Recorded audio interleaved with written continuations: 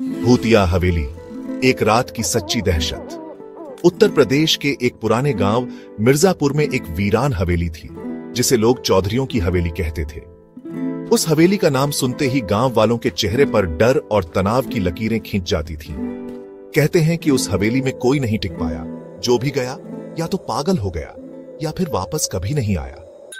कहानी शुरू होती है 4 दोस्तों से, आर्यन, समीर, पूजा और तन्वी। चारों कॉलेज से छुट्टियों में गांव घूमने आए थे। गांव के किस्सों को मजाक समझने वाले ये दोस्त हवेली की सच्चाई जानने के लिए उसमें रात बिताने का प्लान बना लेते हैं।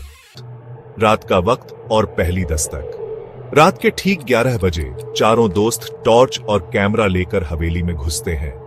हवेली की दीवारें टूटी हुई, खिड़कियां हिल रही थीं और हवा में अजीब सी बदबू थी। पूजा ने जैसे ही दरवाजा खोला, एक ठंडी लहर उनके शरीर को छू कर निकल गई। अरे भूत नहीं है यहां, बस तुम्हारे डर की हवा है। लेकिन जैसे ही उन्होंने अंदर कदम रखा, दरवाजा खुद ब खुद बंद हो गया और फिर शुरू हुआ एक ऐसा डरावना खेल जिसकी कल्पना उन्होंने सपने में भी नहीं की थी। आर्यन कैमरा लेकर रिकॉर्डिंग कर रहा था। तभी लेंस में एक बूढ़ी औरत की झलक दिखाई दी, लेकिन जब उसने सबको दिखाया, स्क्रीन ब्लैंक थी। तभी एक जोरदार चीख हवेली में गूंज उठी। पूजा का चेहरा पीला पड़ गया। उसने कहा, मैंने एक लड़की को छत से कूदते देखा।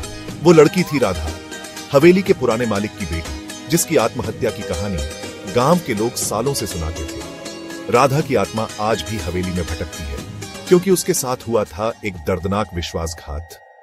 साल था 1895। राधा अपने नौकर अर्जुन से प्यार करती थी, लेकिन चौधरी साहब को यह रिश्ता मंजूर नहीं था। उन्होंने अर्जुन को हवेली की तहखाने में जिंदा दफना दिया और राधा को बंद कमरे में तड़पने दिया। जब राधा को अर्जुन की मौत का पता चला, उसने हवेली की छत से छलांग लगा ली। तब से हर पूर्णिमा की रात हवेली में चीखें गूंजती हैं। डर का असली चेहरा रात के 3 बजे समीर अचानक गायब हो गया। सब उसे ढूंढने लगे।